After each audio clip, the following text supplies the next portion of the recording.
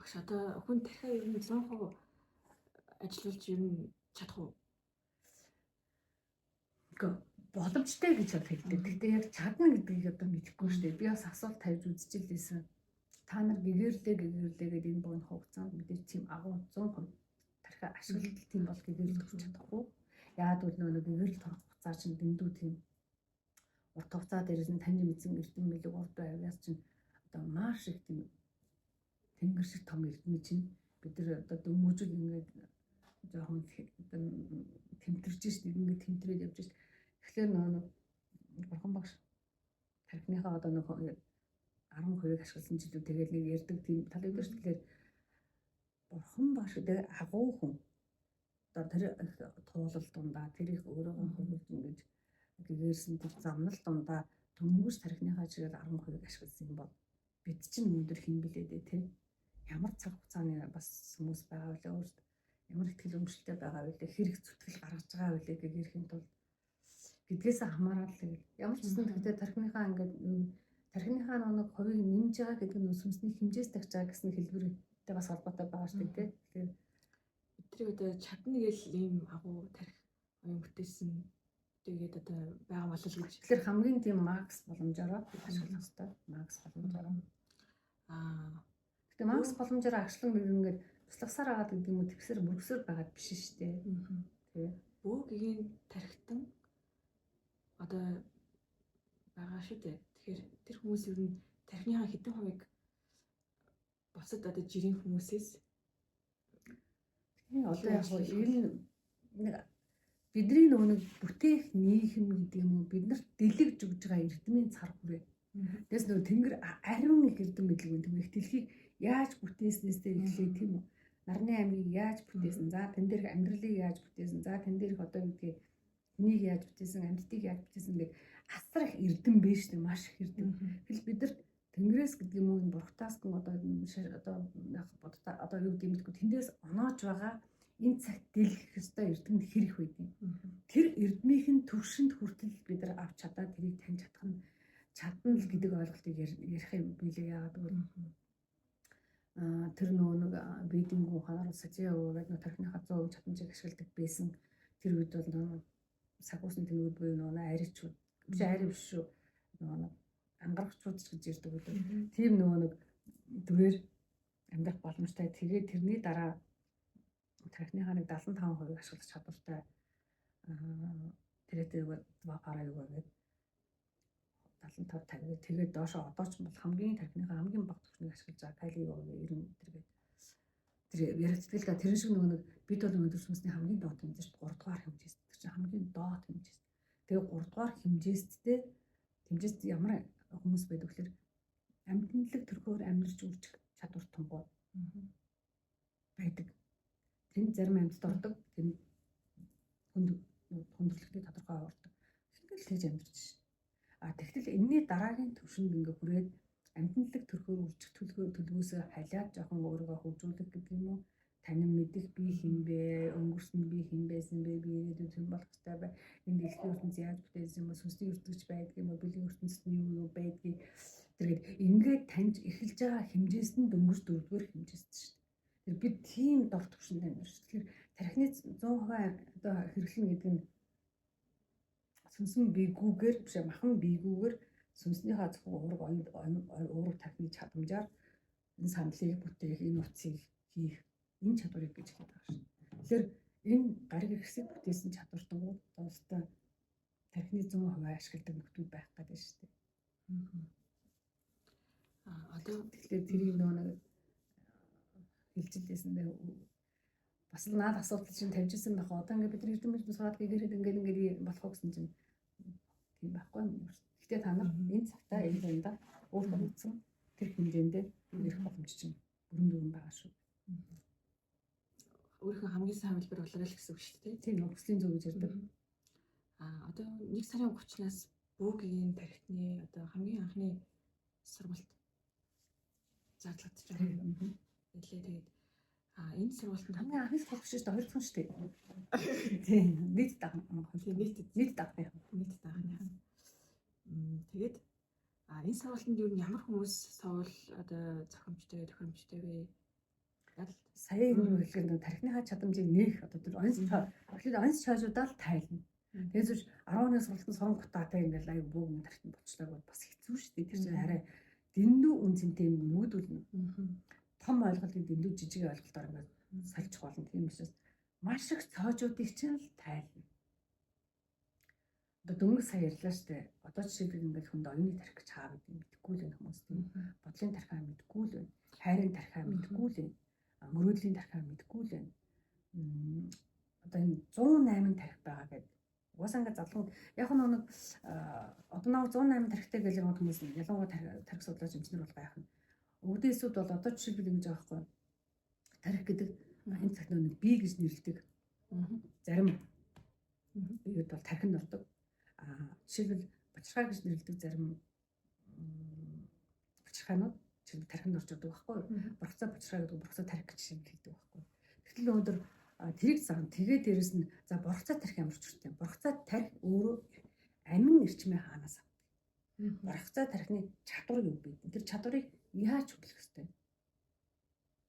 Тэгтэл сүүн тархи гэж байна. Гэтэл сүүн тархийг бид яаж идэвхжүүлэх ёстой? Яаж сүүн тархийг тэр сүүн эрчим буюу сүүн амин орон зайтай нь яаж холбогдох юм? За хөх тархи буюу тэр хөх толгойн тархийг ярьсан шүү дээ. Тэр хөхлөг тархи гэдэг. Тэр хөх тархийг яаж одоо хөх толгойн том антины орон зай буюу хөх амин эрчим рүү яаж ямар дасгалаар ямар үнэлээр яаж холбогдох? Тэр нь ямар тархи байдгийг тэр яаж давшаа биетэй холбогдгийг нэг бүдгийг мэдэхгүй байгаа хгүй даа хүмүүс. Одоо анхаарлаа сайжруул. Тэгвэл анхаарлын тархи чи юу вэ? Төвдрий гэж байна. Төвдрөл хийхэд ямар тархи төвчдгийг. Төвдрөл хийж тулснаар ямар чадвартай болдгийг хүн. Энэ бүгд онц цоожуудын тайлж таниулаад хөглөөл явах байхгүй. Гэтэл өнөөдөр бид нар тархины эсүүд маш унтцсан. Унтцсан яаж харагдаж байгаа гэхээр юм хэлэхээр ойлгохгүй. Өдөс би тэгж бодсон шүү дээ. Хүн шал өөр юм ингээд 1-2 3 удаа давтчихад тэрний утгыг ойлгохгүйгээр яг ямар санаагаар юу байна гэдгийг ойлгохгүйгээр ингээд сонсчоод тэгээ дараа нь асуулаад барцсан. Энэ өөрөө бидний тархины маш олон ой санамжийн эсүүд гэм тархины эсүүдийн үйл ажиллагаа ингээд доолдчихсан хангалттай хэмжээний тийм архивдаг гэдэг юм уу мэдээллийг хадгалдаг гэдэг юм уу мэдээллийг өөртөө тогтоож авдаг тэр эсүүд байхгүй болчиход байгаа байхгүй. Тэгэхээр нэг маш их тархины тэрийг бол алтан мөнгө эсүүд гэж ярьдаг л да. Одоо алтан мөнгө сүүн эсүүд гэх 3 үндсэн эсдэн дээр л анхаарна. Тэхийн тулд нөгөө маш их бяцлаглах юм. Гэхдээ зүгээр бяцлах зовхгүй. Тэр тархины яг алтан эсүүдийг нь ямар одоо чадвар дор алтан эсүүдийг хөгжүүлдэг юм бэ? Тэмүүрийн бяцлах жишээ хийх байхгүй. Тэгжээд л нэг тархин дотор маш их сүүн эсүүд юм. Сүүн биед байгаа шүү дээ. Мамлраа баадыг байж байгаа. Тэгээд бид нар маш их сүүн эсүүдтэй шүү дээ. Өвчнөөс эхлэх хүмүүс ингээд сүүн эсүүд зөндөө байна. Энэ сүүн эсүүд чинь өөрөө сүүн одоо уурга гэдэг юм гаргаж ялгаруулж байж бусад сүүн мэдрэгтнүүдэд одоо элгээд жишээлбэл тийм эрүүл сарвал байлгана. Ингээд бодхоор чинь энэ чинь нэг сүүн эсүүд нь өөртөө сүүгөө болчихсон гэдэг юм. Хөх одоо нэг сүүн ширхсэн гэсэн утгатай гар халилт. Тэгэхээр тэр олон сүүн эсүүдийг бид нар буцаж хөглөх хэрэгтэй байхгүй. Тэргүй бид нар маяг юмслал гэдэг.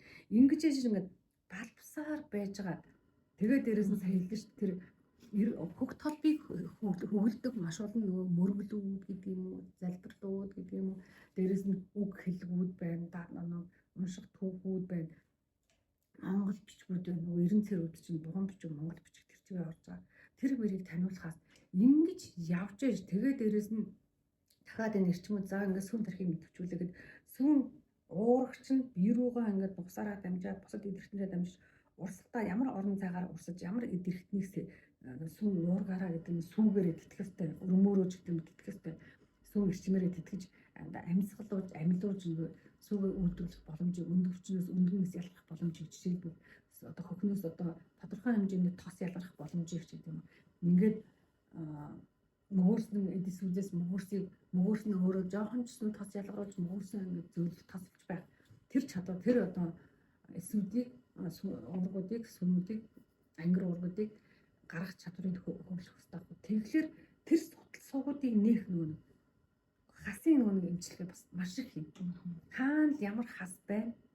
Тэр хасуудыг бас хөдөлгөөнөөр задлж гаргаж иж зүгээр сууж байгаа тэр хасууд болон хасууд зүгээр сууж байгаа хэзээ шинэ судалсуугууд нь сөвгчүүд нээгдэхгүй байхгүй сүв сөвгчүүд нь тэр энэ нэг талтууд нь нэгдэхгүй. Тэгээд тэр чинь дахиад нэгдэхгүйгээс гадна нэг манайхан ч нэг буртагт ихтэй сөргөрчм ихтэй болсон гомдол тавиад сөргөрчм тийм үү? Хорсол тавиад хормөрчм. Гэт энэ бүгдийг чинь ингээ заалж чинь хасын сургуулийг нэмэгдлээ. Бөө тэрний сургалт гэдэг нөрөө оюуны сургалт, оюуны театр сургалт нөрөө ийм хүч чиглэлээр явагдана. Тийм тэгж л явагдана. Тэрний цаана хөх толботой хүн бол хөх толбороо дамжсан хөх толбгүй ч гэсэн нэгэн цаг тэр хүн хөх нуутнуудын удам байсан учраас хөх нурууны чадвар нь бэждэг байхгүй. Төрлөх одоо тэнгэр Гендээ бэждэг. Тэр генээс нь цаг хугацааны хавсаар орон зайн хавсаар бяцлаглаар бид нар тийм хос мос ерөөсөө ихгүй. Тэр янз янзын урдын хөвцүүдийг ашиглаж агаад генийг нь сэрнэ. Тэр нэг цусны дотор байгаа омгийн генийг сэрнэ. Гений нэг тийм бөөмөд байдаг, тархиуд байдаг. Тэгээ гений тархиудыг идэвхжүүлэх аргуудыг мэдчихээн. Нуклеар бөөм жишээлбэл тийм нуклеар тархи тэрийг яаж зэрэг. Жүмгийг яаж зэрэг.